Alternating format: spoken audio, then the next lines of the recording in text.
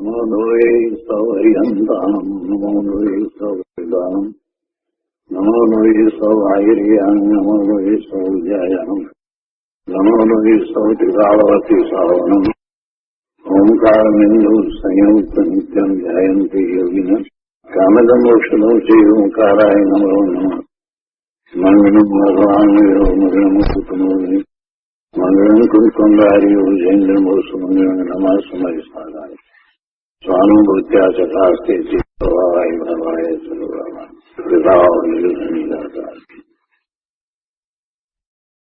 સમાધિ તંત્ર. આચાર્ય ભગવાન પૂજ્યપાદ સ્વામી રચિત સમાધિ તંત્ર તથા શ્રી પ્રભાચંદ્રજી રચિત સમાધિ તંત્રની ટીકા, એનો સ્વાધ્યાય ચાલે છે. સમાધિ તંત્રના સ્વાધ્યાયમાં આપણે 22મી ગાથા સુધી સ્વાધ્યાય કર્યો છે. હવે આજે 23મી ગાથાથી આગળ સ્વાધ્યાય શરૂ કરીએ છીએ. શ્લોક 23. યેન આત્મનામ અનુભૂયે હમાત્મનૈવાત્મનાત્મની સોહમ ન તન્ના શા નાશો નૈકા ન દ્વૌ વા બહુ. ગુજરાતીમાં ગાથા છે. જે રૂપે હું અનુભવું નિજ નિજથી નિજ માહી, તે હું નર સ્ત્રી ઇતર નહીં, એક બહુ દ્વિક નાહી. 23મી ગાથાના અન્વયાર્થમાં કહે છે કે યેન આત્મના એટલે જે આત્માથી એટલે કે ચૈતન્ય સ્વરૂપથી. આત્મા કહો કે ચૈતન્ય સ્વરૂપ કહો, બંનેનો અર્થ એક જ છે. એટલે અહીંયા એમ લીધું કે એન આત્મના એટલે કે જે આત્માથી એટલે કે જે ચૈતન્ય સ્વરૂપથી, અહમ આત્મની એટલે હું પોતાના આત્મામાં, જે ચૈતન્ય સ્વરૂપથી હું પોતાના આત્મામાં, આત્મના એવ આત્મા દ્વારા કહેતા સ્વસંવેદન જ્ઞાન દ્વારા એવો અર્થ થાય છે. એટલે અહીંયા આત્મના શબ્દનો અર્થ અહીંયા સ્વસંવેદન જ્ઞાન દ્વારા કર્યો છે. શું કહે છે કે જે ચૈતન્ય સ્વરૂપથી હું પોતાના આત્મામાં સ્વસંવેદન જ્ઞાન દ્વારા આત્મના એવ એટલે પોતાના આત્માને પોતે અનુભવું છું. સ અહમ તે શુદ્ધ આત્મ સ્વરૂપ હું, ન તત ન તો નશા ન અસૌ ન એક, ન તો નપુંસક છું, ન સ્ત્રી છું, ન પુરુષ છું, ન એક છું, ન દ્વૈવ એટલે ન બે છું, વા ન બહુ અથવા ન બહુ છું. લિંગ અપેક્ષાએ પણ મારે કાંઈ નથી, અને આ સંખ્યા 1, 2 અનેક એ અપેક્ષાએ પણ મારે કાંઈ નથી. કેમ કે હું તો સ્વસંવેદન જ્ઞાન દ્વારા પોતે પોતાના આત્માને અનુભવું છું, તો મને શરીર જ નથી, તો પછી આ લિંગનો ક્યાં પ્રશ્ન જ ઉપસ્થિત થાય છે. એટલે આચાર્ય ભગવાને અહીંયા એ રીતે વાત લીધી કે જે ચૈતન્ય સ્વરૂપથી હું પોતાના આત્મામાં સ્વસંવેદન જ્ઞાન દ્વારા પોતાના આત્માને પોતે અનુભવું છું, તે શુદ્ધ આત્મ સ્વરૂપ હું ન તો નપુંસક છું, ન સ્ત્રી છું, ન પુરુષ છું, ન એક છું, ન બે છું, અથવા ન બહુ છું. ટીકામાં એનો વિસ્તાર કરતા કહે છે કે જે આત્મા વડે ચૈતન્ય સ્વરૂપ વડે હું અનુભવમાં આવું છું, જે આત્મા વડે એટલે કે ચૈતન્ય સ્વરૂપ વડે આત્મા વડે હું અનુભવમાં આવું છું એનો અર્થ એવો થાય કે હું ચૈતન્ય સ્વરૂપ વડે અનુભવમાં આવું છું. હું આત્મા વડે અનુભવમાં આવું છું એનો અર્થ જ એ થયો કે આત્માનું જે ચૈતન્ય સ્વરૂપ છે એ ચૈતન્ય સ્વરૂપ વડે અનુભવમાં આવું છું. અને કોનાથી? તો આત્માથી જ, બીજા કોઈથી નહીં. એટલે હું મારા આત્માથી જ મને અનુભવમાં આવું છું.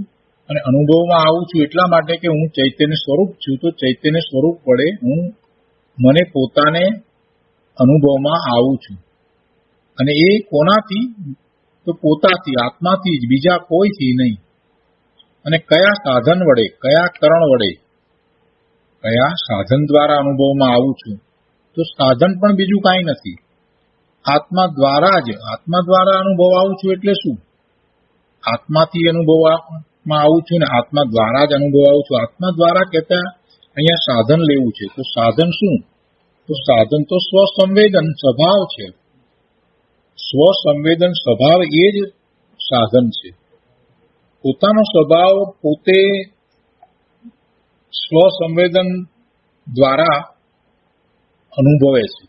પોતાનો જેવો સ્વભાવ છે ને એને પણ એ પોતે સ્વસંવેદન દ્વારા અનુભવે છે. પોતાનો સ્વભાવ તો અનંત ગુણના પરિણમન રૂપ સ્વભાવ છે. એટલે અનંત શાંતિને, અનંત સુખને, અનંત સ્વચ્છતા, અનંત નિર્મળતા, અનંત પ્રભુતા, અનંત જ્ઞાન, અનંત દર્શન, આ બધા અનંત ગુણને, એની અનંતતાને એ પોતે અનુભવે છે. તો એ અનુભવવા યોગ્ય જે વાત છે એને સ્વસંવેદન કહ્યું. એટલે પોતાનો એવો પોતાને અનુભવવા રૂપ સ્વભાવ જ છે.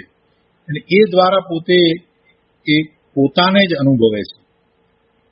કે છે કે જે આત્મા વડે, એટલે કે ચૈતન્ય સ્વરૂપ વડે હું અનુભવમાં આવું છું, અને એ પણ મારાથી, બીજા કોઈથી નહીં. અને એ પણ સ્વસંવેદન સ્વભાવ દ્વારા. મારો સ્વસંવેદન સ્વભાવ છે માટે હું મને પોતાને અનુભવમાં આવું છું. ક્યાં અનુભવાય છે? પોતાની અંદર જ અનુભવાય છે. અનુભવવા વાળો પણ પોતે છે. એટલે કે ક્યાં અનુભવે છે? તો આત્મામાં, સ્વ સ્વરૂપમાં પોતે પોતાને અનુભવે છે. એટલે દ્વૈત નથી રહેતો. અહીંયા મહત્વની વાત એ છે કે કોઈ બેપણું નથી. આટલા બધા શબ્દો લીધા છતાંય ક્યાંય બેપણું એ દ્વારા લાગતું નથી. એમ નથી લાગતું કે આ કોઈક અનુભવનારો જુદો છે, જે અનુભવાય છે ચીજ પણ જુદી છે, એવું નથી લાગતું. જે આત્મા વડે એમ શબ્દ લઈએ અને આપણે ચૈતન્ય સ્વરૂપને હમણાં એક બાજુ મૂકીએ તો પણ અર્થ તો એમ જ નીકળે છે કે જે આત્મા વડે, આત્માથી જ, આત્મા દ્વારા, આત્મામાં અનુભવમાં આવું છું. તો એ આખી વાતમાં એક જ વાત નીકળે છે કે હું મારાથી પોતાથી જ અનુભવમાં આવું છું. હવે આત્મા દ્વારા અનુભવમાં આવું છું તો પછી એમ થાય કે આત્મામાં એવું તો શું હશે કે પોતે પોતાને અનુભવે? તો કે સ્વસંવેદન એનો સ્વભાવ છે. વળી કે આત્માથી જ અનુભવમાં આવું છું તો પ્રશ્ન એ થાય કે એવું શું છે તો એ આત્માથી જ અનુભવાય છે? તો કે બીજા કોઈથી અનુભવમાં આવતો નથી, હું પોતે પોતાથી જ અનુભવમાં આવું છું. એટલે પોતે પોતાને અનુભવી શકે, બીજાને ન અનુભવી શકે, એમાંથી એ વાત નીકળે છે. અને અનુભવાય છે ક્યાં? કયા સ્થાનમાં એ અનુભવાય છે? જેમ આપણે ઇન્દ્રિયો દ્વારા વાત કરીએ તો ભાઈ આંખથી જે કઈ દ્રશ્ય દેખાય છે તો આ એને જાણવા વાળી એવી ભાવ ઇન્દ્રિય છે, તો ત્યાં એનું જ્ઞાન થાય છે, એ આપણે લઈએ છીએ. તો અહીંયા ક્યાં એ અનુભવાય છે? અનુભવાય છે પણ પોતાના સ્વરૂપમાં જ અનુભવાય છે. અને એવા સ્વરૂપ વાળો છું. બહુ સરસ વાત લીધી છે. આખી વાતનો બહુ શાંતિથી વિચાર કરીએ તો આત્માનું સામર્થ્ય કેટલું છે. પોતે પોતાને અનુભવે છે એમ બોલીએ છીએ, પણ અનુભવનારો અને જેને અનુભવે છે એ બે જુદા નથી. અને અનુભવ કરવાનું જે સામર્થ્ય છે, અનુભવ કરવાનું જે સામર્થ્ય છે એ પણ પોતાનું છે, એ પણ એનાથી જુદું નથી. અને જ્યાં અનુભવાય છે, જ્યાં એ અનુભવમાં આવે છે એ પણ પોતાનું સ્વરૂપ જ છે. કેટલી બધી વાત એક સાથે લીધી છે. અને એવા સ્વરૂપ વાળો હું છું, એવું મારું સ્વરૂપ છે. તો શું નથી એ નાસ્તિથી હવે લે છે. પહેલા બધું અસ્થિથી કહ્યું અને હવે નાસ્તિથી કહે છે કે ન તો હું નપુંસક છું, ન સ્ત્રી છું, ન પુરુષ છું, તથા ન હું એક છું, ન બે છું કે ન બહુ છું. જો આ ત્રણ તો લિંગની વાત લીધી, નપુંસક, સ્ત્રી અને પુરુષ, એ તો લિંગની વાત લીધી. તો લિંગ તો શરીર હોય તો લિંગ હોય, જેને શરીર નથી એને લિંગનો પ્રશ્ન જ ઉપસ્થિત થતો નથી. હું આવો પોતાને જ્ઞાન સ્વભાવે અનુભવું છું તો એમાં કોઈ શરીરની તો વાત જ નથી, એટલે એને કોઈ આ લિંગ નથી. નપુંસક, સ્ત્રી, પુરુષ આ બધું જે છે એવું લિંગ નથી, એ શરીરની વાત છે. અને શરીરની વાત છે એટલું નથી, ખરેખર તો એમાં એમ છે કે એ જીવનો ભાવ છે. નપુંસકપણાનો ભાવ કે સ્ત્રીપણાનો ભાવ કે પુરુષપણાનો ભાવ એ વિભાવ ભાવ છે. શરીર એવું મળ્યું છે માટે એ એમ અનુભવે છે એમ નથી. મિથ્યાત્વને કારણે એ એમ અનુભવે છે. બહુ શાંતિથી સમજવા જેવી વાત છે પ્રભુ. મનુષ્ય થયો છે અને સ્ત્રી થયો કે પુરુષ થયો, તો સ્ત્રી થયો છે માટે એ પોતાને સ્ત્રી અનુભવે, સ્ત્રી રૂપ અનુભવે, કે પુરુષ થયો છે માટે પોતાને પુરુષ રૂપ અનુભવે છે, કે નપુંસક છે એવું શરીર છે માટે એને એમ અનુભવે છે, એમ નથી. એ મિથ્યાત્વને કારણે જે પર્યાય છે એને પોતારૂપ અનુભવે છે, પોતારૂપ માને છે, પોતારૂપ શ્રદ્ધે છે. અહીંયા એ શ્રદ્ધાને જે ખોટું છે એની વાત લેવાની છે. શરીર તો છે, મનુષ્યનું શરીર છે, તો આ ત્રણમાંથી કાંઈક તો હશે જ. પુરુષપણું હોય, સ્ત્રીપણું હોય કે નપુંસકપણું હોય, એ તો હશે. પણ એ તો કોનું છે? એ સ્ત્રીનું છે કે પુરુષનું છે એમ કહીએ છીએ, પણ એ કોનું છે? શરીરનું છે. અને એ શરીરનું છે, અને એ શરીર સાથે રહેલો સમ્યક દ્રષ્ટિ જીવ, એ પુરુષ હોય કે સ્ત્રી હોય, પણ એ સમ્યક દ્રષ્ટિ જીવ એ કાંઈ પોતાને સ્ત્રી કે પુરુષ કે નપુંસકપણે અનુભવતો નથી. એ તો પોતે પોતાને જ્ઞાન સ્વરૂપ ભગવાન આત્મા તરીકે જ અનુભવે છે. એટલે જે ભાવ છે એની અહીંયા તો વાત કરવી છે. માત્ર એટલું નથી દર્શાવવું કે હું શરીર રૂપે નથી, એટલી વાત નથી કરવી. બાકી વાત એને ગંભીરતાથી સમજીએ તો ખ્યાલમાં આવે છે કે આ દ્વારા આચાર્ય ભગવાન એમ કહેવા માંગે છે કે ભાઈ, જે તું માને છે એ કાંઈ તને વર્તમાન પર્યાયમાં જે શરીર મળ્યું એને કારણે તું માને છે એમ નથી. વર્તમાનમાં તને જે મનુષ્યનું શરીર મળ્યું છે અને મનુષ્યનું શરીરને એમાં પુરુષનું શરીર મળ્યું છે માટે તું તને પુરુષ માને છે? ના, એમ નથી. તું મિથ્યાત્વને કારણે તું તને પોતાને પુરુષ માને છે. વાત આખી આ છે. કાંઈ બદલાવાનું નથી. સમ્યક દર્શન થતા આ શરીર જેવું છે તેવું ને તેવું એમ જ રહેવાનું છે. કાંઈ ફેરફાર થવાનો છે? કાંઈ થવાનું નથી. પણ આખી શ્રદ્ધા બદલાઈ જાય છે. પોતાને એ મનુષ્ય માનતો હતો અને મનુષ્યમાં પોતાને પુરુષ માનતો હતો અથવા તો સ્ત્રી માનતો હતો, પોતાને એન્જિનિયર માનતો હતો કે ડોક્ટર માનતો હતો. આ બધી માન્યતા ચાલી ગઈ. અનેક પ્રકારના સંબંધરૂપ પોતાને માનતો હતો. કોઈકનો કાકા છું ને કોઈકનો મામા છું ને કોઈકનો પિતા છું ને આ બધી માન્યતાઓ પણ સાથે ચાલી ગઈ. એટલે એવી તો કેટલી માન્યતાઓ કે જે શરીરના સંબંધે હતી એ બધી માન્યતા મિથ્યાત્વને કારણે હતી. એવા સંબંધતા માટે માન્યતા હતી એમ ન હતું, એ મિથ્યાત્વને કારણે હતું. આખી વાત, મૂળ વાત આ કરવી છે આચાર્ય ભગવાને. અને પછી બીજી બે વાત પણ સાથે લીધી છે કે હું એક છું, ન બે છું, ન બહુ છું. એક પણ નહીં, બે પણ નહીં અને બહુ પણ નહીં. આ સંખ્યાની વાત જે લીધી છે, તો એ વાતનો આગળ ભાવાર્થની અંદર વધારે વિસ્તાર કર્યો છે કે બેપણાનો જો વિચાર કરીએ આપણે, તો ગુણ અને ગુણી એવો ભેદરૂપ એવું બેપણું પણ મને નથી. એવું બેપણું મને નથી. કર્મની સાથે લઈને વાત કરીએ તો પણ એવું પણ બેપણું નથી કે કર્મરૂપ અને પોતે આત્મા, એવું બેપણું પણ એને નથી. અને અનેક પ્રકારના કર્મની અપેક્ષાથી વિચાર કરીએ તો એવું બહુપણું પણ પોતાને નથી. અનેક ભાવનો વિચાર કરીએ, અનેક ભાવ રૂપે એ શુભ અશુભ અથવા તો કસાયના ભાવ રૂપે લઈએ તો એવું બહુપણું પણ એને નથી. એટલે અનેક પ્રકારે જો વિચાર કરવા જઈએ તો આમાંનું કાંઈ પોતાને નથી. એવો પોતે શુદ્ધ આત્મા છે એવું અહીંયા વર્ણન કર્યું છે. સમયસારની અંદર પોતે જ્ઞાયક છે એ વાત ઉપર જોર આપ્યું છે. અને અહીંયા આખી વાત સ્વસંવેદનની કરવી છે ને, કેમ કે લઈ જવા છે સમાધિમાં, તો સમાધિમાં લઈ જવા છે તો આખી વાત બીજી રીતે કરવામાં આવી છે. વસ્તુ એની એ જ છે, પણ જુદી અપેક્ષાથી જુદી રીતે વાતમાં સમજાવી છે. એટલે જે ભાવ, એના જે વિભાવ ભાવ જે રીતે ચાલી રહ્યા છે એ વિભાવ ભાવથી એ પોતે કઈ રીતે બચે, એ ભાવ એને કઈ રીતે તૂટે, કઈ રીતે પોતે પોતાને જેવો છે તેવો અનુભવે. એટલા માટે આચાર્ય ભગવાને કહ્યું કે ભાઈ હું આમ નથી એમ તું વિચાર ને. આ રીત બતાવી, આમાં આ રીત બતાવી છે. તો શું કહે છે અહીંયા ટીકાની અંદર કે ન તો હું નપુંસક છું, ન સ્ત્રી છું, ન પુરુષ છું, તથા ન હું એક છું, ન બે છું, કે ન હું બહુ છું. કારણ કે સ્ત્રીત્વ આદિ ધર્મો છે, પુરુષત્વ સ્ત્રીત્વ બધું જ, એ બધા જે ધર્મો છે તે તો કર્મોપાદિત દેહ સ્વરૂપ વાળાના છે. કર્મને કારણે જે દેહ અને એ દેહમાં એવું રહેલું છે, એટલે એ કઈ મારું સ્વરૂપ નથી. આગળ કહે છે ભાવાર્થમાં, હું સ્વસંવેદન જ્ઞાન દ્વારા પોતે જ મારા આત્મ સ્વરૂપને મારા આત્મામાં અનુભવું છું. અર્થાત હું ચૈતન્ય સ્વરૂપ સ્વસંવેદન ગમ્ય છું. એનો અર્થ એવો થયો કે હું ચૈતન્ય સ્વરૂપ છું અને હું સ્વસંવેદન ગમ્ય છું. હું પોતે સ્વસંવેદન દ્વારા પોતાને અનુભવાઈ શકું એવો છું. જો એ પોતાને અનુભવાઈ શકે એવો ન હોત તો શું થાત, એવો જરાક વિચાર કરીએ તો એની ગંભીરતા સમજાય. પોતાને અનુભવાઈ શકે એવો ન હોત તો શું થાત? કોઈ જીવ પોતાના સ્વરૂપને અનુભવી શકત જ નહીં. કોઈ જીવ જ્ઞાન સ્વભાવે પરિણમી શકત જ નહીં. અને તો પછી શું થાત? કોઈ જીવ સમ્યક દર્શન પણ પ્રગટ ન કરી શકે. કેવળ જ્ઞાન તો પછી પ્રશ્ન જ ન રહે.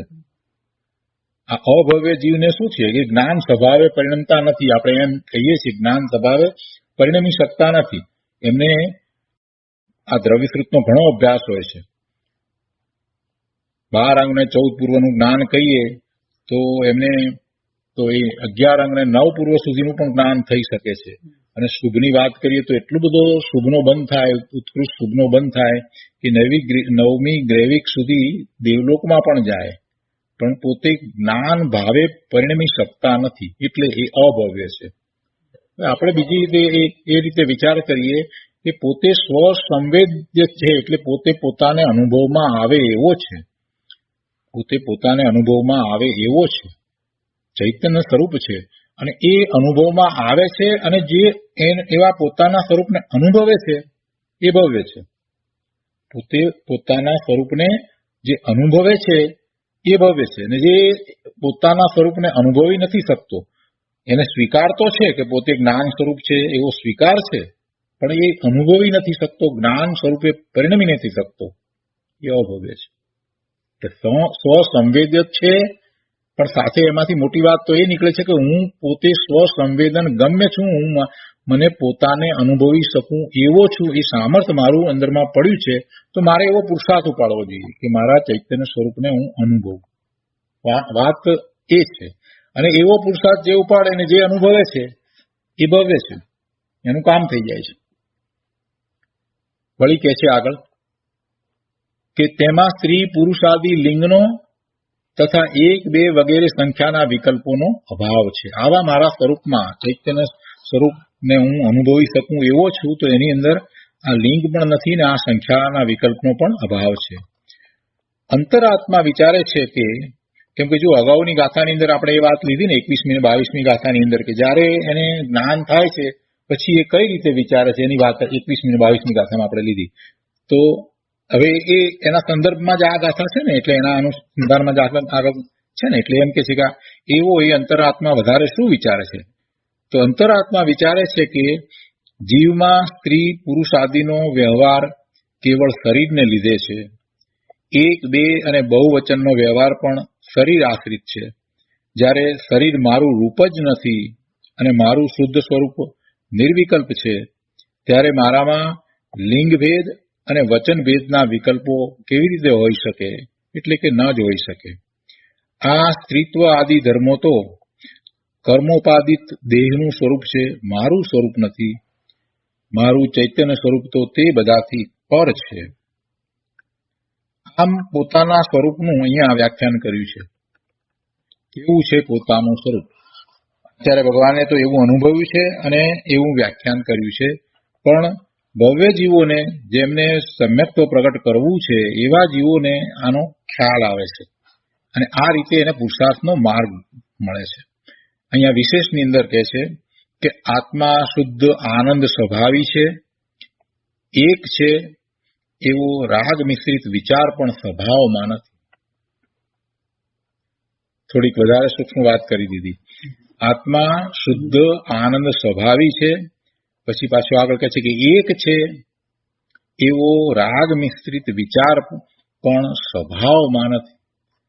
ગુણ ગુણી તરીકે બે છે અને જ્ઞાન દર્શનના ઉપયોગે બે છે એવો ભેદ પણ સ્વરૂપમાં નથી. એવું બેપણું, એવું કોઈ પ્રકારે બેપણું એને છે જ નહીં. આત્માનું શુદ્ધ સ્વરૂપ અભેદ, ગુણ ગુણીના ભેદ વિનાનું છે. તેમાં લિંગ ભેદ, વચન ભેદ કે વિકલ્પ ભેદ આદિ કાંઈ નથી. અહીં આચાર્યનું લક્ષ્ય અભેદ અખંડ આત્માના સ્વરૂપ ઉપર છે. તેથી તેમણે કહ્યું છે કે વાસ્તવમાં આત્માને સ્ત્રી, પુરુષ, નપુંસકાદી અવસ્થાઓ નથી. ગુણના ભેદરૂપ અને કારકોના ભેદરૂપ કલ્પના નથી, એવા વિકલ્પો નથી. તો આ 20મા શ્લોકનો વધુ વિસ્તાર આપણે પૂજ્ય ગુરુદેવ પાસેથી સમજીએ. કેમ કે આવી સમજણ દ્વારા જ એને પુરુષાર્થ કરવાનો છે, એ ભેદ જ્ઞાન કરવાનું છે અને એ ભેદ જ્ઞાન કરીને એને આત્મામાં એકાગ્ર થવાનું છે. એટલે ગુરુદેવ જે વિસ્તાર કર્યો છે એ આપણે લઈએ. પ્રયોજનભૂત વાત ગુરુદેવે ખૂબ સરસ રીતે આમાં સમજાવી છે. ટૂંકમાં સમજાવી છે પણ બહુ મહત્વની વાત સમજાવી છે. આત્મભાવના પુસ્તકમાં પાના નંબર 116, કોમ્પ્યુટરમાં ગો ટુ પેજ નંબર 124. હું મારા ચૈતન્ય ચિહ્નથી સ્વસંવેદ્ય છું, બાહ્ય ચિહ્ન હું નથી.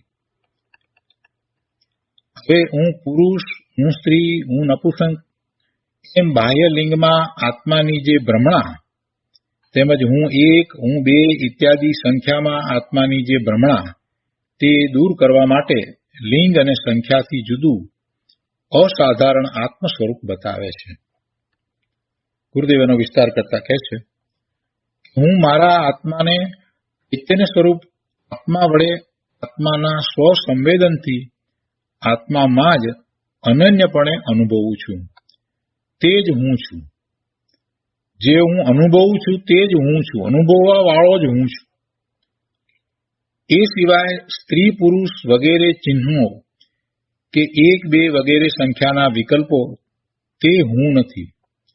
સ્વસંવેદન ગમ્ય ચૈતન્ય જ મારું ચિહ્ન છે. પોતે ચેતન છે એવો અનુભવ એ જ પોતાનું સ્વરૂપ છે, એ જ પોતાનું અસ્તિત્વ છે. અસ્તિત્વની અપેક્ષાથી કહે કે મારું અસ્તિત્વ શું છે, તો ચૈતન્યપણું. મારું અસ્તિત્વ શું છે, તો ચૈતન્યપણું. જે આ ચેતના છે, જ્ઞાન દર્શનની ચેતના છે, એ જ પોતે છે. એથી બીજું જુદું પોતાનું કાંઈ અસ્તિત્વ નથી. એથી જુદું બીજું કોઈ અસ્તિત્વ એનું નથી. હું કોણ છું એનો જો વિચાર એ કરે તો બીજો કોઈ વિચાર થઈ શકતો નથી. પોતે ચેતન છે બસ. અને ચેતન છે તો ચેતનમાં શું છે? ચેતનમાં એ જ્ઞાન કરવા વાળો છે, એ જ છે, બીજું કંઈ નથી. જે જ્ઞાન કરે છે એ જ હું છું. હું કોણ છું? તો જે જ્ઞાન કરું છું તે જ હું છું.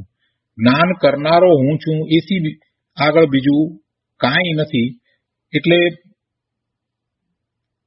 એને દિશા મળી જાય. આડાઅવળા બધા વિકલ્પો થાય નહીં. કેમ કે અનેક પ્રકારના વિકલ્પને લીધે, ભેદરૂપ કલ્પનાને લીધે એ પોતે એકાગ્રતા નથી કરી શકતો. એટલે જેને એકાગ્રતા કરવી છે એને તો પછી એક જ વાત લેવી પડશે કે હું આ જે જ્ઞાન કરું છું તે જ હું છું. એટલે પછી એને વધારે ડિફાઇન કરવાની જરૂર નહીં પડે. હું કહેતા એ પોતે જ્ઞાન સ્વરૂપ જ છે એમ થઈ જાય. તો સ્વસંવેદન ગમ્ય ચૈતન્ય જ મારું ચિહ્ન છે. ચેતના એ જ મારું ચિહ્ન છે, એ જ મારી ઓળખાણ છે.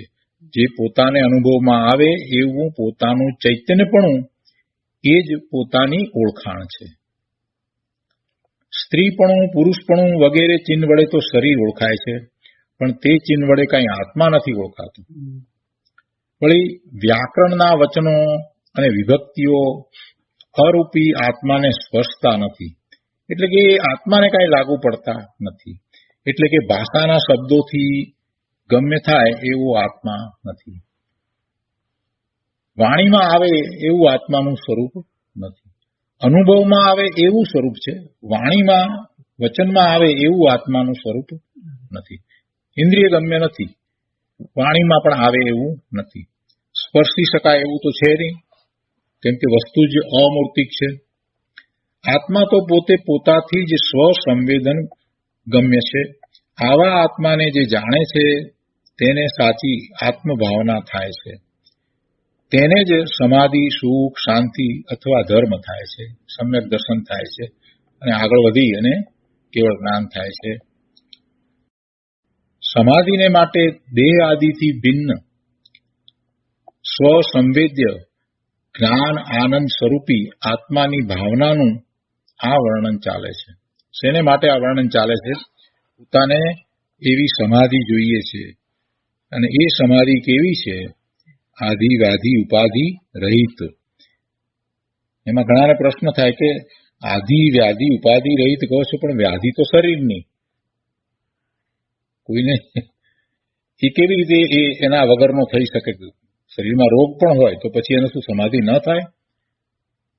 આધિ વ્યાધિ ઉપાધિ રહિત એમ કહ્યું ને ગુરુદેવે.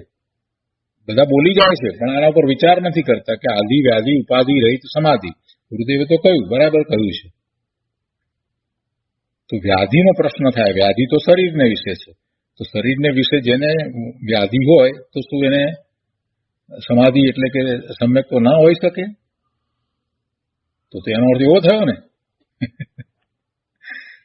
બરાબર ને? પ્રશ્ન તો હોવો જોઈએ ને. આધિને વ્યાધિને મૂકી દઈએ, ચલો આ બધી જે કર્મને લીધે એના કારણે પરનું લક્ષ કરતા જે બધી આદિ અને ઉપાધિ, તો એ જે કંઈ બીજું બધું એને સંયોગે જે કંઈ મળ્યું છે એને એ પોતારૂપ માને છે, એવી બધી ઉપાધિ જે કંઈ મળ્યું એ બધાને, કે ડિગ્રી મળી કે કાંઈ જે મળ્યું શરીર જેવું મળ્યું, બધાને પોતારૂપ માણવું એ ઉપાધિ. એ બેને તો એ કાઢી નાખે, સમજાય કે ચલો આધિ અને ઉપાધિ એ તો કાઢી. પણ વ્યાધિ તો શરીરમાં હોય તો એના રહિત થાય ત્યારે જ એનો અર્થ કે સમાધિ થાય ને. તો એ તો કેવી રીતે બને? શરીરમાં તો માંદગી હોઈ શકે. કૃપાળુદેવ જેવાને પણ હતું, એમને પણ રોગતો હતો. તો પછી ગુરુદેવની વ્યાખ્યા ખોટી પડે? એમ નથી. એમાં કહેવાનો આશય એવો છે કે આધિ વ્યાધિ ઉપાધિ રહિત એટલે અંતરમાં જેને કોઈ આધિ નથી, વ્યાધિ નથી, ઉપાધિ નથી. એટલે શરીરમાં જે રોગ જે છે એ શરીરમાં રહ્યા, પોતામાં નથી. એમ વ્યાધિ રહિત પણ એટલે શરીરમાં ભલે રહ્યા, જે શરીરમાં રોગને પોતાનો માને એને એ વ્યાધિ છે. શરીરમાં રોગ હોય છતાં પણ જો એ એમ માને કે એ રોગ એ શરીરમાં મારામાં નહીં, તો એને વ્યાધિ નથી. એટલે આ તો શ્રદ્ધાની વાત છે. પોતાના જે ભાવ છે એની અપેક્ષાથી ગુરુદેવે તો વાત કરી છે કે આધિ વ્યાધિ ઉપાધિ રહિત સમાધિ. એટલે સમાધિને માટે દેહથી ભિન્ન સ્વસંવેદ્ય જ્ઞાન આનંદ સ્વરૂપી આત્માની ભાવનાનું આ વર્ણન ચાલે છે.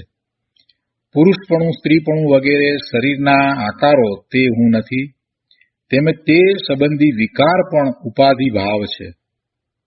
જો આકારનો વિચાર કરીએ તો પ્રદેશત્વ ગુણની પર્યાય છે, અને જે શરીર મળ્યું છે એવો આકાર એનો છે. તો એ આકાર જે છે એ શરીરને કારણે છે એમ પણ નથી. એ પ્રદેશત્વ ગુણની પર્યાય જે છે, તો વર્તમાન એની એવી યોગ્યતા છે માટે એવો એનો આકાર થયો છે. એમ નથી કે એ શરીર મળ્યું છે માટે એવો આકાર થયો છે. જીવને સ્વતંત્ર જ બતાવ્યો છે. શરીર પ્રમાણે જ એનો આકાર હોય, આપણે એ જાણીએ છીએ.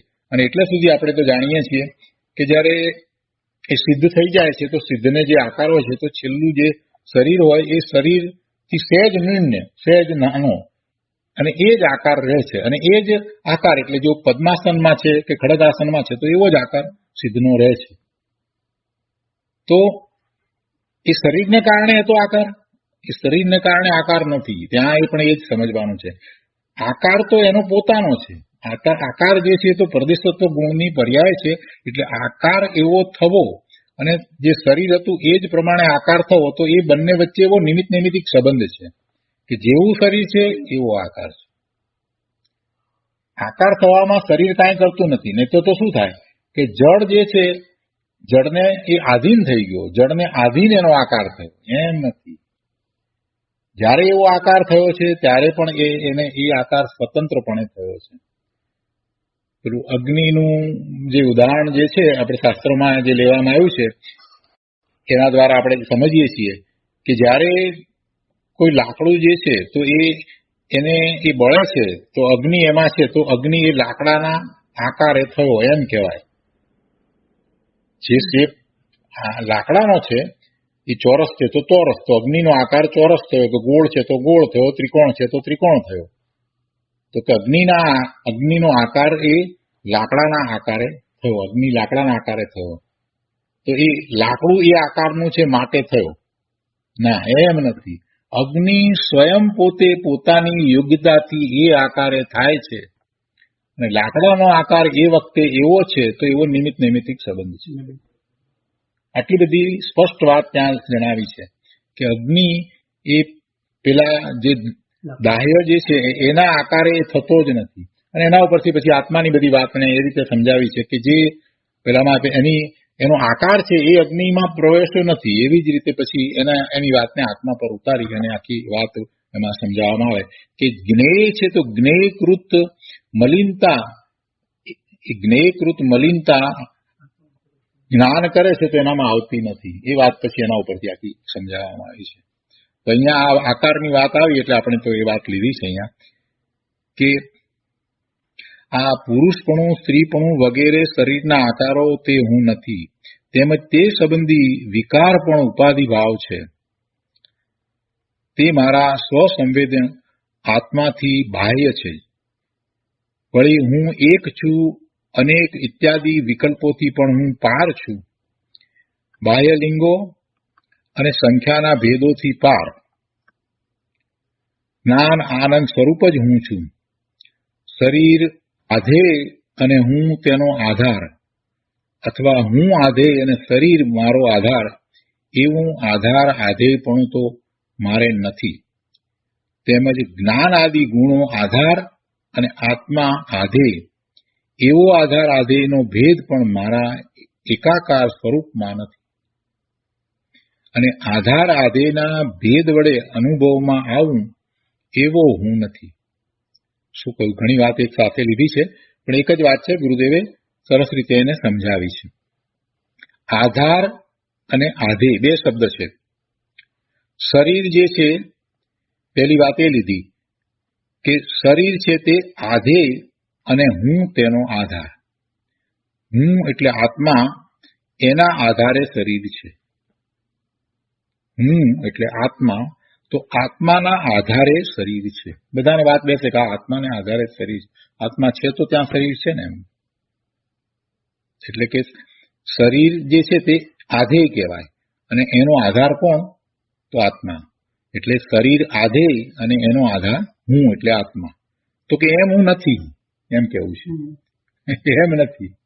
એવી જ રીતે હું આધેય અને શરીર મારો આધાર, શરીરના આધારે આત્મા રહ્યો છે. એ વાત પણ ઘણાને લાગે કે આ બરાબર, શરીરના આધારે આત્મા રહ્યો છે. એમ પણ નથી. શરીરના આધારે આત્મા રહ્યો જ નથી. આત્મા તો સ્વતંત્ર રીતે ત્યાં રહ્યો છે. આકાશના એક જ ક્ષેત્રને વિશે, આકાશના એ જ ક્ષેત્રને વિશે શરીર પણ રહ્યું છે અને એ જ ક્ષેત્રને વિશે આત્મા પણ રહ્યો છે. એટલે આવું આધાર આધેય પણ શરીર સાથે આત્માને તો નથી જ. એ તો વાત બરાબર છે. પણ કહે છે કે એનાથી આગળ વધીને કહેવાય છે કે જ્ઞાન આદિ ગુણો આધાર અને આત્મા આધેય. જ્ઞાન આદિ ગુણો આધાર, એના આધારે આત્મા છે, ગુણોના આધારે આત્મા છે. તો કે એવો આધાર આધેય ભેદ પણ એમાં નથી. કેમ કે ગુણોનો સમૂહ એ જ આત્મા છે, એ જ દ્રવ્ય છે. એટલે એમને આધાર આધેય સંબંધ કહેવાતો નથી. એ જ બીજું કોઈ ગુણોથી જુદું કોઈ દ્રવ્ય છે જ નહીં. ગુણોથી જુદું જો કોઈ દ્રવ્યનું અસ્તિત્વ હોય તો પછી એકબીજાને આધાર આધેયનો પ્રશ્ન આવે. પણ એવું તો છે જ નહીં. જે ગુણો છે એને જ દ્રવ્ય કહ્યું છે, ગુણોને જ દ્રવ્ય કહ્યું છે. એટલે ગુણ અને ગુણી એમાં કોઈ ભેદ રહેતો નથી. એ વાત અહીંયા ગુરુદેવને કરવી છે. કહે છે કે તેમજ જ્ઞાન આદિ ગુણો આધાર અને આત્મા આધેય એવો આધાર આધેયનો ભેદ પણ મારા એકાકાર સ્વરૂપમાં નથી. આધાર આધેયના ભેદ વડે અનુભવમાં આવું એવો હું નથી. એટલે ભેદ દ્વારા હું અનુભવમાં આવું એવો નથી. ભેદના વિકલ્પ રહિત નિર્વિકલ્પ સ્વસંવેદન ગમ્ય હું છું. ભેદના વિકલ્પ રહિત કોઈ ભેદ નથી, એવો વિકલ્પ પણ નહીં, એવો નિર્વિકલ્પ અને સ્વસંવેદન ગમ્ય હું છું. આમ ધર્મી પોતાના આત્માની ભાવના કરે છે. આ અંતરાત્મા શું ભાવના કરે છે એમ અહીંયા ગુરુદેવે લીધું છે, અને આચાર્ય ભગવાને પણ એમ જ લીધું છે કે હવે એ અંતરાત્મા જયારે જ્ઞાની થયો છે તો એ કેવી ભાવના કરે છે, કેવો વિચાર કરે છે, એ વાત લીધી. તો આ રીતે આ 23મો શ્લોક અહીંયા પૂરો થાય છે. એ પછીથી આપણે 24મો શ્લોક લઈએ. તો કહે છે કે જે આત્માથી તું અનુભવમાં આવે છે તે કેવો છે તે કહે છે. શુદ્ધ આત્માની વાત છે, અહીંયા આત્માના સ્વરૂપની વાત છે 24મા શ્લોકની અંદર. તો શ્લોક 24. યદ ભાવે સુષુપ્તોહમ યદ ભવે વ્યુત્તિત્થ પુનઃ અતિન્દ્રિયમ અનિર્દેશ્યમ તત્સ્વ સંવેદમ અહમ. ગુજરાતીમાં શ્લોક છે. નહીં પામે નિંદ્રિત હતો, પામે નિંદ્રા મુક્ત, તે નિજવેદ અતિન્દ્રિયને અવાચ્ય છે મુજ રૂપ. અર્થમાં કહે છે યત અભાવે અહમ સુષુપ્ત, જેના અભાવે હું સૂતો પડી રહ્યો હતો. કોના અભાવે? જેના એટલે કોના? એટલે કે શુદ્ધ આત્મ સ્વરૂપના અભાવે. જેના અભાવે, યત અભાવે અહમ સુષુપ્ત, એટલે જેના અભાવે હું સૂતો પડી રહ્યો હતો. એટલે જેના એટલે શુદ્ધ આત્મ સ્વરૂપના અભાવે. જો અહીંયા અભાવ કહેતા કેવું શું છે કે જેને એનું જ્ઞાન નથી થયું ને, એ અજ્ઞાન રૂપ દશા છે, એને અહીંયા અભાવ તરીકે લીધું છે. શુદ્ધ આત્મ સ્વરૂપ તો એનું ત્રિકાળ છે તો છે જ, પણ જે એને અનુભવે એને છે કે બીજાને છે? જે પોતાના શુદ્ધ આત્મ સ્વરૂપને અનુભવે એને એ છે, અને બીજાને હોવા છતાં એને અનુભવ નથી તો નથી. એને ક્યાં એ તરફનું લક્ષ પણ છે. એટલે એની અપેક્ષાથી એને અભાવ એમ કહ્યો છે. અભાવ એટલે બિલકુલ ન હોવા પણ એમ નહીં, પણ એનું જ્ઞાન નથી, એનું જાણપણું નથી, એ અપેક્ષાએ અભાવ કહ્યો. એટલે શુદ્ધ આત્મ સ્વરૂપના અભાવે જયારે કહ્યું છે તો એમ ન સમજવું કે એને શુદ્ધ આત્મ સ્વરૂપ પહેલા હતું નહીં ને પછી કંઈક ક્યાંકથી આવી ગયું, એવો અર્થ નથી કરવાનો. શુદ્ધ આત્મ સ્વરૂપના અભાવે એટલે કે એ શુદ્ધ આત્મ સ્વરૂપનો મને ખ્યાલ જ નહોતો આવ્યો, એમ અભાવ કયો છે. એટલે કે છે કે જેના અભાવે એટલે કે શુદ્ધ આત્મ સ્વરૂપના અભાવે હું સૂતો પડી રહ્યો હતો. સૂતો પડી રહ્યો હતો એમ અહીંયા લીધું છે, તો એનો અર્થ એમ છે કે અજ્ઞાન અવસ્થામાં હતો. હું અજ્ઞાન અવસ્થામાં હતો. શુદ્ધ આત્મ સ્વરૂપના અભાવે એટલે કે શુદ્ધ આત્મ સ્વરૂપ ને ન જાણવાને કારણે હું અજ્ઞાન અવસ્થામાં હતો, અથવા તો હું સૂતો પડી રહ્યો હતો, હું નિંદ્રામાં હતો. અહીંયા મૂળ ગાથાની અંદર નિંદ્રા છે. પુનઃ વળી યત ભાવે વ્યુત્તિત્થ, એટલે કહે છે કે વળી જેના એટલે કે શુદ્ધ આત્મ સ્વરૂપના સદભાવમાં હું જાગી ગયો. જેના પહેલા એમ કહ્યું કે જેના શુદ્ધ આત્મ સ્વરૂપના અભાવે એમ કહ્યું હતું, તો એ જ વસ્તુ અહીંયા શુદ્ધ આત્મ સ્વરૂપના સદભાવમાં લેવી છે. જેના અભાવે સૂતો હતો અને હવે જેના સદભાવમાં હું જાગી ગયો. એટલે કે જેના એટલે કે શુદ્ધ આત્મ સ્વરૂપના સદભાવમાં હું જાગી ગયો. શેમાંથી જાગી ગયો? નિંદ્રામાંથી જાગી ગયો. બીજી રીતે કહીએ તો હવે એ જાણવા લાગ્યો, અજ્ઞાન અવસ્થા ચાલી ગઈ. વસ્તુ સ્વરૂપને યથાવત જેમ છે તેમ જાણવા લાગ્યો. તો કહે છે કે તત અતિન્દ્રિયમ, તે શુદ્ધ આત્મ સ્વરૂપ ઇન્દ્રિયો દ્વારા અગ્રાહ્ય અનિર્દેશમ એટલે વચનોથી અગોચર, વચનથી ન કહી શકાય તેવું અને સ્વસંવેદન અનુભવ ગમ્ય છે. તે અહમ અસ્મિ, તે હું છું. પહેલી વાત તો એ કહી કે અજ્ઞાન અવસ્થામાં પોતે સૂતો હતો તો એ પોતાના શુદ્ધ સ્વરૂપને જાણતો ન હતો. એટલે શુદ્ધ આત્મ સ્વરૂપના જાણવાના અભાવે એમ કહેવાય, અભાવ કહેતા શુદ્ધ આત્મ સ્વરૂપને ન જાણવાને કારણે પોતે સૂતો હતો, એટલે કે અજ્ઞાન અવસ્થામાં હતો. અને પછી જ્યારે એવા શુદ્ધ આત્મ સ્વરૂપના સદભાવમાં એટલે કે એને જાણવાની અવસ્થામાં પોતે જાગી ગયો, એટલે કે વસ્તુ સ્વરૂપને યથાર્થ રૂપે જાણવા લાગ્યો, તો તે શુદ્ધ આત્મ સ્વરૂપ ઇન્દ્રિયો દ્વારા ગ્રહાય તેવું નથી, વચનથી પણ એ અગોચર છે અને તે સ્વાનુભવ ગમ્ય છે અને તે હું છું. 22મી ગાથામાં પણ એવી રીતે આગળ વાત આવી હતી કે તે હું છું એમ કરીને વાત આવી હતી, પોતાની ઉપર આખી વાત ઉતારી હતી. અહીંયા ટીકામાં સમજાવે છે કે જે શુદ્ધ સ્વસંવેદ્ય રૂપના અભાવે એટલે તેની અનુપલબ્ધિમાં એની ઉપલબ્ધિ ન હતી. ઉપલબ્ધિ કેમ ન હતી? ઉપલબ્ધિ તો પર્યાયની અપેક્ષાથી વાત કરી છે.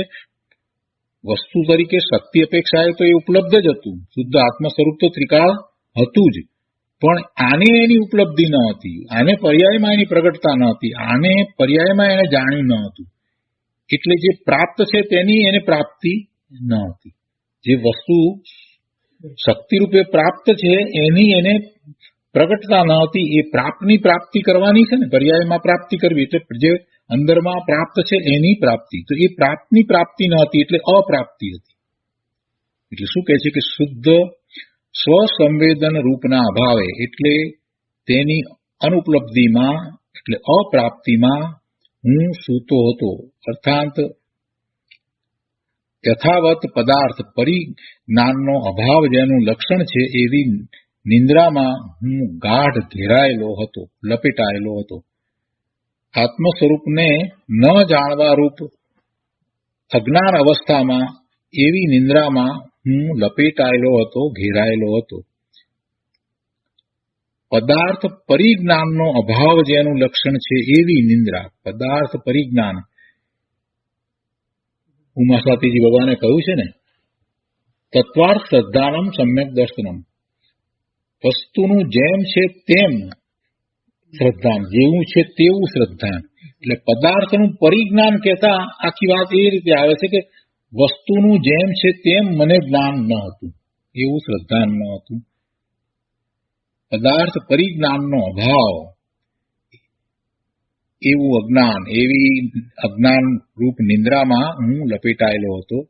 અને જેના સદભાવમાં અર્થાત આત્મ સ્વરૂપ, જેનો સદભાવ એટલે પોતાનું સ્વરૂપનું જાણપણું, એનો સદભાવ થયો.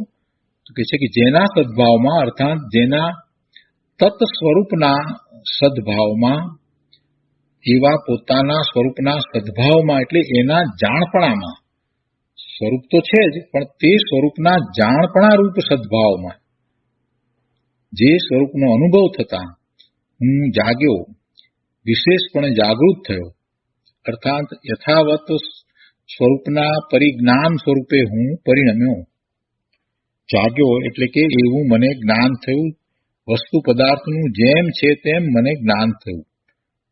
શેનું? પોતાના સ્વરૂપની અહીંયા તો વાત ચાલે છે. એટલે કે સ્વરૂપનું જ્ઞાન કરવા વાળો થતો હું પરિણમ્યો.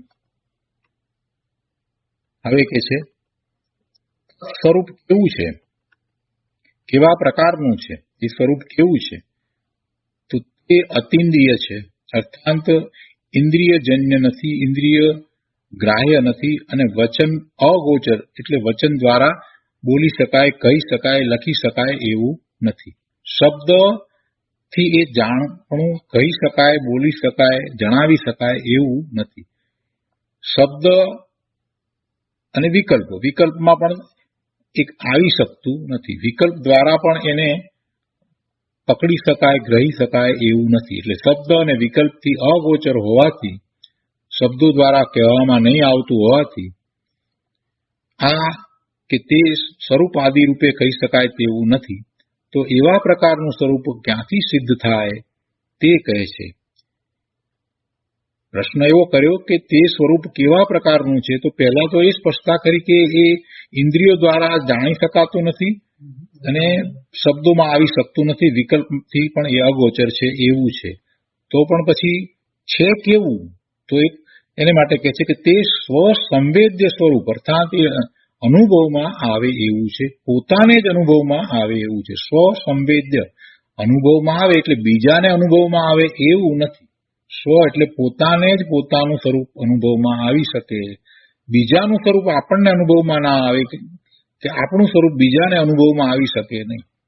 સાક્ષાત તીર્થંકર ભગવાન બિરાજમાન હોય સમોસરણમાં તો એ પણ આપણા સ્વરૂપને અનુભવી શકે નહીં, આપણા સ્વરૂપ સુધી પહોંચી શકે નહીં અને આપણે એમના સ્વરૂપ સુધી પહોંચી શકીએ નહીં. તો તે સ્વસંવેદ્ય સ્વરૂપ અર્થાત તે ઉપર કહ્યું તે પ્રકારનું, ઉક્ત પ્રકારનું સ્વસંવેદનથી ગ્રાહ્ય સ્વરૂપ તે હું છું. ભાવાર્થમાં કહે છે કે જે શુદ્ધ આત્મ સ્વરૂપ અતિન્દ્રિય, વચન અગોચર અને સ્વાનુભવગમ્ય છે તે હું છું એવું જ્યાં સુધી જીવને જ્ઞાન ન હતું ત્યાં સુધી તે અજ્ઞાન નિંદ્રામાં સૂતો હતો. પરંતુ જ્યારે તેને પોતાના ઉક્ત પ્રકારના સ્વરૂપનું યથાવત ભાન થયું ત્યારે તે વાસ્તવમાં જાગૃત થયો, અર્થાત તેના પરિજ્ઞાન રૂપે પરિણમ્યો. એટલે કે જ્ઞાની થયો, ધર્મી થયો, સમ્યક દ્રષ્ટિ થયો, મોક્ષ માર્ગમાં આવ્યો. બધાનો અર્થ એક જ. એને શુદ્ધ આત્માની ઉપલબ્ધિ છે એ જ જાગે છે. હવે પેલું જાગૃતપણું જે કહ્યું ને, નિંદ્રા ગઈ ને એને માટે આ એક વાત લીધી કે કોણ જાગે છે, કોણ જાગૃત છે, કોની નિંદ્રા ચાલી ગઈ છે, તો કે છે કે જેને શુદ્ધાત્માની ઉપલબ્ધિ છે તે જ જાગે છે અને જેને શુદ્ધાત્માની ઉપલબ્ધિ નથી તે ઊંઘે છે, તે નિંદ્રાધીન છે. જ્યારથી તે ચિદાનંદ સ્વરૂપને સ્વસંવેદન દ્વારા અનુભવે છે ત્યારથી તે સદાય જાગૃત જ છે એમ સમજવું. હવે એને નિંદ્રા નથી. એક વખત સમ્યક દર્શન થયું, પોતાના આત્માને જાણ્યો, પછી એને ભૂલતો નથી, એના તરફ અજાગૃતિ હોતી જ નથી, એને સદાય એ તરફ જાગૃતિ હોય છે. પોતાના સ્વરૂપને જાણ્યું એટલે એ જાગૃત જ છે એમ સમજવું. દ્રષ્ટિ સ્વરૂપ તરફ જ રહે છે. પોતાના સ્વરૂપનો અનુભવ થયા પછીથી દ્રષ્ટિ સ્વરૂપ તરફ જ રહે છે. આનો વિસ્તાર આપણે પૂજ્ય ગુરુદેવ પાસેથી સમજીએ. આ બધા શ્લોક એવા છે કે એના વર્ણનમાંથી આપણે ચિંતવનમાં જવાનું છે. ચિંતવન કરવા માટે આપણને પ્રેરે એ જાતના આખા શ્લોક છે. બહુ સરસ રીતે મૂક્યા છે. આમ સરળ લાગે, વાત સમજાઈ જાય, પણ એનામાં જયારે ચિંતવનમાં આગળ વધીએ ત્યારે ખ્યાલ આવે કેટલી બધી વસ્તુઓ જે છે એ આપણને ત્યારે ખ્યાલ આવે કે આ માન્યતા આ પ્રમાણે લઈએ તો પછી વાત બનતી જ નથી, એવું ત્યારે સમજાય. જ્યાં સુધી ચિંતન ન કરીએ અને માત્ર વાંચી જઈએ, અર્થ સમજીએ, ત્યાં સુધી વાત પકડાય એવી નથી. એટલે આ તો તમને લઈ જવા છે સમાધિમાં, તો પછી વાત એવી આવે ને, તમને ચિંતન કરવા પ્રેરે એવી બધી વાત છે આમાં. આત્મભાવના પુસ્તકમાં પાના નંબર 118, કોમ્પ્યુટરમાં ગો ટુ પેજ નંબર 126. અહીંયા કહે છે કે હું જાગૃત છું, અતિન્દ્રિય છું અને સ્વસંવેદ્ય છું. 3 વાત આમાં લીધી છે. હવે જ્ઞાનીને કોઈ પૂછે છે કે તમે જે આત્માને અનુભવો છો, જે આત્માનો અનુભવ કરો છો, તો તે કેવો છે, કેવા આત્મ સ્વરૂપને તમે અનુભવો છો? અને એમ પૂછતા જ્ઞાની ધર્મી આ શ્લોકમાં જે વાત આવી એ કહે છે. ગુરુદેવ એનો વિસ્તાર કરતા સમજાવે છે કે જેના અભાવમાં હું સુષુપ્ત હતો, એટલે કે જે શુદ્ધ આત્માના સંવેદનની ઉપલબ્ધિ વિના અજ્ઞાન રૂપી ઘોર નિંદ્રાથી હું ઘેરાયેલો હતો. જેના અભાવમાં હું સુષુપ્ત હતો, એટલે કે જે શુદ્ધ આત્માના સંવેદનની ઉપલબ્ધિ વિના શુદ્ધ આત્માનું સંવેદન નહોતું થયું, એટલે અજ્ઞાન રૂપી ઘોર નિંદ્રાથી હું ઘેરાયેલો હતો. મારા જ્ઞાન ચક્ષુ બિડાઈ ગયા હતા અને હવે જેના સદભાવથી હું જાગૃત થયો,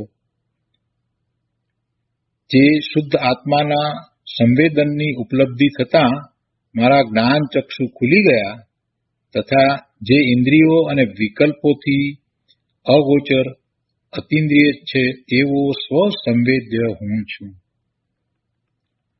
આવા સ્વસંવેદ્ય આત્મા રૂપે જ હું મને અનુભવું છું. શું કહે છે કે જે શુદ્ધ આત્માના સંવેદનની ઉપલબ્ધિ થતાં મારા જ્ઞાન ચક્ષુ ખુલી ગયા.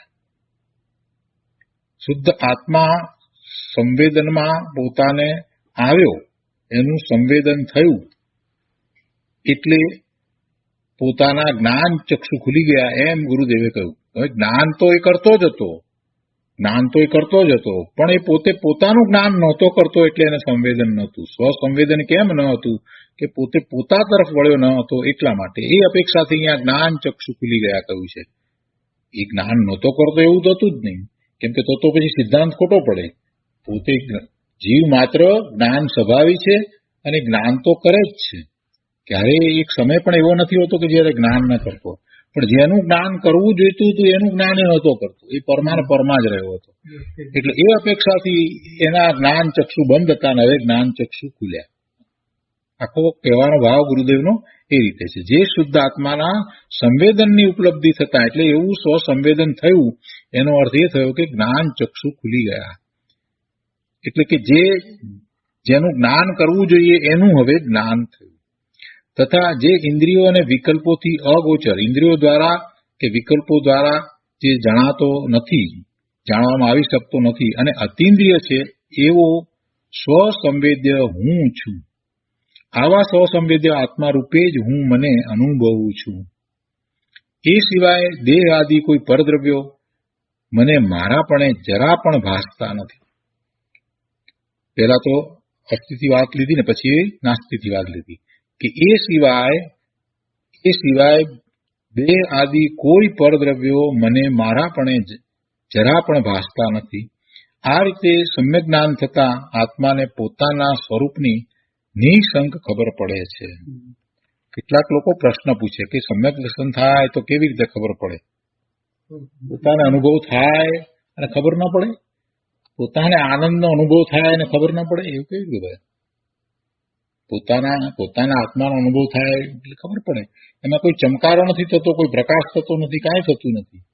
એવું નથી હોતું. ઘણાના મનમાં એમ છે કે એમ કે એવો પ્રકાશ દેખાય. અરે પ્રકાશ તો પૂતગલની પર્યાય છે. પ્રકાશ ક્યાંથી દેખાય? એને કોઈ પ્રકાશ દેખાતો નથી. વેદન હોય, વેદન તો આનંદનું જ વેદન હોય, કેમ કે સ્વરૂપ જ આનંદનું સ્વરૂપ છે, એટલે આનંદનું વેદન છે. પછી એને કોઈ શંકા રહેતી નથી, એ નિઃશંક થઈ જાય છે. નિઃશંકી આદિ 8 જે ગુણ કયા છે ને સમ્યક દ્રષ્ટિના, તો સમ્યક દર્શન થયા પછીથી એને કોઈ શંકા રહેતી નથી, કોઈ આકાંક્ષા નથી રહેતી. તો આત્માને પોતાના સ્વરૂપની નિઃશંક ખબર પડે છે. શંકા વિના, કોઈ શંકા નથી. હવે એને એ જાણે છે. કહે છે કે જ્યારે હું મારા આત્માને જાણતો ન હતો ત્યારે યથાર્થ તત્વોના જ્ઞાનનો મને અભાવ હતો. કોઈ તત્વના સ્વરૂપને હું યથાર્થ જાણતો ન હતો અને ગાઢ મોહની નિંદ્રામાં સૂતો હતો. પણ હવે શુદ્ધ ચૈતન્ય તત્વનું મને ભાન થતાં હું જાગ્યો અને બધા તત્વોના યથાવત સ્વરૂપને જાણવા રૂપે હું પરિણમ્યો. જો વાત એક બાજુ એમ કરે છે કે હું મારા સ્વરૂપને અનુભવવા વાળો થયો, અને બીજી બાજુ સાથે એમ પણ કહે છે કે બધા તત્વોને જાણવા વાળો પણ થયો. જાણ્યું છે તો પોતાના સ્વરૂપને એ પણ અનુભવથી જાણ્યું છે. હવે સ્વરૂપને અનુભવથી જાણ્યું તો પછી તત્વોનું શ્રદ્ધાન કેવી રીતે થઈ ગયું? બીજા બધા તત્વોનું શ્રદ્ધાન કેવી રીતે થયું? અહીંયા એમ કહ્યું ને કે જ્યારે હું મારા આત્માને જાણતો ન હતો ત્યારે યથાર્થ તત્વોના જ્ઞાનનો મને અભાવ હતો. આત્માને નહોતો જાણતો એટલે તત્વોને નહોતો જાણતો, અને હવે આત્માને જાણવા માંડ્યો પોતાના એટલે તત્વોને પણ જાણવા માંડ્યો. એવું કેવી રીતે બન્યું? બધા તત્વોને જાણે છે તો હવે એમ કે છે કે હું આત્માને જાણું છું માટે બધા તત્વોને જાણું છું. વાત આખી વિચારવા જેવી છે કે જ્યારે હું આત્માને નહોતો જાણતો ત્યારે તત્વોને યથાર્થપણે નહોતો જાણતો. યથાર્થ શબ્દ મૂક્યો છે ને એ મહત્વનો છે. જ્યારે હું મારા આત્માને જાણતો ન હતો ત્યારે યથાર્થ તત્વોના જ્ઞાનનો મને અભાવ હતો. એટલે તત્વોનું જેવું છે તેવું જ્ઞાન મને ન હતું.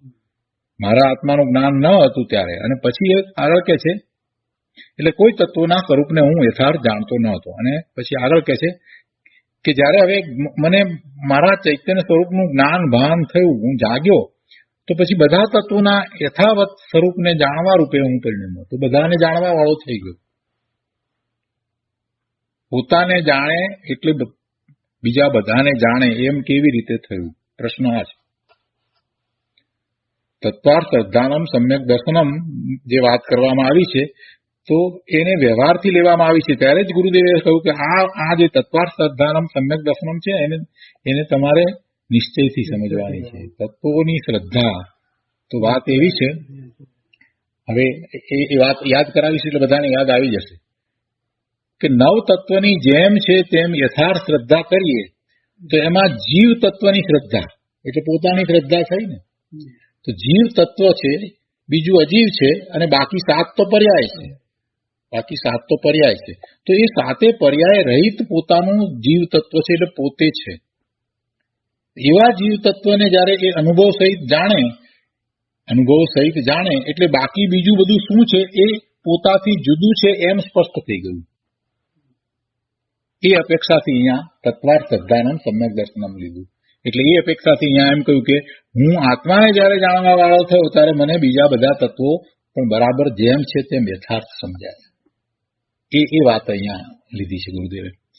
જ્યારે હું મારા આત્માને જાણતો ન હતો ત્યારે યથાર્થ તત્વોના જ્ઞાનનો મને અભાવ હતો. કોઈ તત્વોના સ્વરૂપને હું યથાર્થ જાણતો ન હતો અને ગાઢ મૌની નિંદ્રામાં સૂતો હતો. પણ હવે શુદ્ધ ચૈતન્ય તત્વનું મને ભાન થતા હું જાગ્યો અને બધા તત્વોના યથાવત સ્વરૂપને જાણવા રૂપે હું પરિણમ્યો. આવું શુદ્ધ ચૈતન્ય તત્વ હું છું કે જેના અભાનથી હું સુષુપ્ત હતો અને હવે જેના ભાનથી હું જાગ્યો. તો કેવું છે મારું સ્વરૂપ? અતિન્દ્રિય છે. અતિન્દ્રિય છે એટલે ઇન્દ્રિયો દ્વારા એ જાણી શકાય, અનુભવી શકાય એવું નથી. અને વચનના વિકલ્પોથી અગોચર છે. માત્ર સ્વસંવેદન ગમ્ય છે. વ્યવહારના વિકલ્પોથી કે રાગથી ગ્રહણ થાય એવું મારું સ્વરૂપ નથી.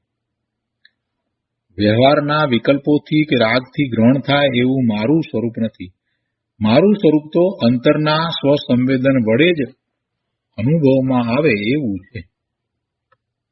આવું સસંવેદ્ય તત્વ હું છું. કોઈને એમ થાય કે આ સ્વરૂપ વિશે કંઈક આગળ વાત કરશે, પણ પહેલા જ કહી દીધું કે ભાઈ વચનમાં તો આવે એવું છે જ નહીં. અમે જે કહી શકીએ તે આટલું જ કે અનુભવમાં આવે એવું છે. એટલે તમારે અનુભવવું પડે. ગમે તેટલો વિસ્તાર કરીએ, ગમે તે વાત કરીએ, પણ છેલ્લી વાત તો એ જ આવે કે એમ બે શબ્દોમાં ન કહી શકાય. જેમ ગળપણના અનેક પ્રકારના સ્વાદ હોય ને આપણે જેને કોઈ દિવસ કેરી ખાધી નથી અને એને આપણે ડિસ્ક્રાઇબ કરવા માંગતા હોઈએ કે કેવી કેસર કેરી હોય, કેસર કેરીનો કેવો સ્વાદ હોય, તો ગમે તેટલું વર્ણન કરીએ પણ છેવટે આપણે એમ જ કહેવું પડે કે ભાઈ તું ચાખી લે. બીજો કોઈ રસ્તો અનુભવ કરે તો જ ખબર પડે, બાકી કઈ વર્ણન એનું થઈ શકે નહીં. એવી રીતે આત્માના સ્વરૂપનો જયારે પ્રશ્ન કર્યો કે કેવું છે, તો બધી વાત કરી દીધી અને એમાં કહી દીધું પહેલા જ બાંધી દીધી પાળ કે ભાઈ વચનમાં નહીં આવે, વિકલ્પ દ્વારા સમજાવી શકાય એવું નથી. એને અનુભવવું જ પડે. તું આજ અનુભવે તો આજ, કાલ અનુભવે તો કાલે, પછી અનુભવે તો પછી, પણ છેવટે તારે એ અનુભવવું જ પડશે. આવી વાત છે. તો ત્યાં સુધી સ્વાધ્યાય આજે રાખીએ છીએ. એનો વધુ વિસ્તાર ગુરુદેવે જે કર્યો છે તે આ સ્વાધ્યાયમાં લઈશું. હવે સુખધામ બોલીએ. સુખધામ આનંદ